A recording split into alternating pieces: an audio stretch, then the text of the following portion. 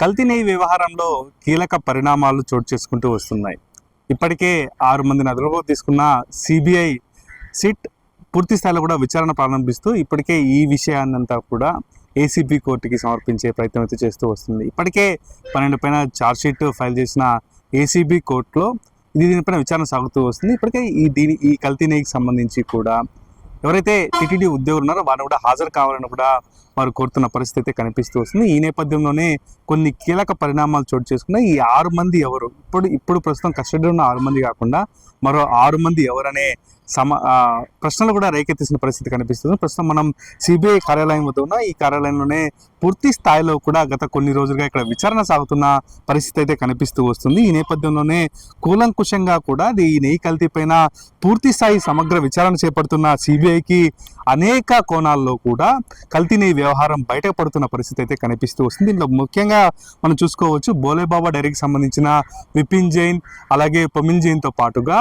AR డైరీకి సంబంధించిన రాజా రాజశేఖరంతో పాటు మనకి వైష్ణవి డైరీకి సంబంధించిన అపూర్వ చౌడాలను సైతం పూర్తి స్థాయిలో కూడా విచారణ చేపట్టారు. అయితే మొత్తం మీద ఎవరైతే ఈ బోలేబాబా డైరీకి సంబంధించిన ఉత్తరాఖండ్ సంబంధించిన 2 డైరెక్టర్లు ఉన్నారో వారందరూ కూడా దీనికి ఇంకో డైరీ హర్ష్ ఫ్రెష్ డైరీ అనే ఫామ్ కూడా వాళ్ళే ప్రాతినిధ్యం వహిస్తున్నట్టుగా కూడా ఇక్కడ పూర్తి స్థాయిలో విచారణ తేలింది.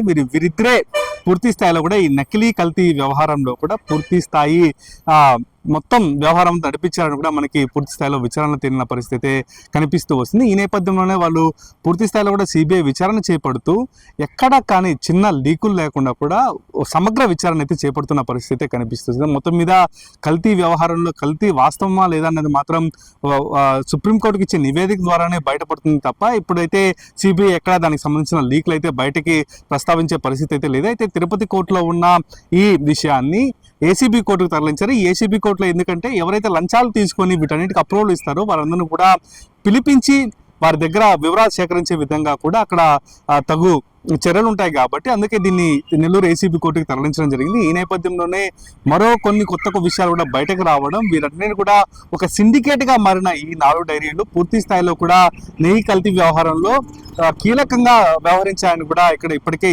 ఏసీబీ ఒక స్పష్టత వచ్చిందని చెప్పుకోవచ్చు. మొత్తం మీద ఏసీబీ మన సిబిఐ తీసుకొస్తున్న కొన్ని కీలక విషయాలు అయితే మాత్రం ఖచ్చితంగా కల్తీ నెయ్యి జరిగిందనే విషయం అయితే మనకి స్పష్టమవుతున్న నేపథ్యంలో అసలు 12 మంది పైన ఛార్జ్షీట్ దాఖలు చేశారు. ఆ 12 మందిలో 6 మందిని ఇప్పటికే తీసుకురావడం జరిగింది. మరో 6 మంది ఎవరన్నది మాత్రం తీవ్ర ప్రశ్న రేకెత్తిస్తున్న పరిస్థితి కనిపిస్తుంది. దీంట్లో టీటీడీ అధికారులు ఎవరైనా ఉన్నారా, కింది స్థాయి సిబ్బంది చేతివాటం ఉందా, వీటితో పాటుగా ఎవరైతే ఈ నెయ్యి ట్యాంకర్ను తోలుకొచ్చారో వారు కూడా కీలక పాత్ర పోషించారా అన్న ఒక కోణంలో కూడా సిబిఐ సిట్ విచారణ సాగుతున్న పరిస్థితి అయితే కనిపిస్తూ వస్తుంది. మొత్తం మీద మనం చూస్తున్నాం ఇప్పటికే ఇది దేశవ్యాప్తంగా ఒక సంచలన కేసుగా కూడా మారిన పరిస్థితుల్లో పూర్తి స్థాయిలో కూడా విచారణ జరిపి సీల్డ్ కవర్లో ఇది సుప్రీంకోర్టుకి నివేదిక సమర్పించే అవకాశం ఉన్న నేపథ్యంలో ఒక్కో అంశము చాలా ఉత్కంఠ రేపుతున్న పరిస్థితి అయితే మనకు కనిపిస్తూ వస్తుంది. అందువల్లే ఎప్పటి నుంచో ఈ నెయ్యి వ్యవహారం కాస్త పూర్తి స్థాయిలో కూడా సిబిఐ విచారణ ద్వారానే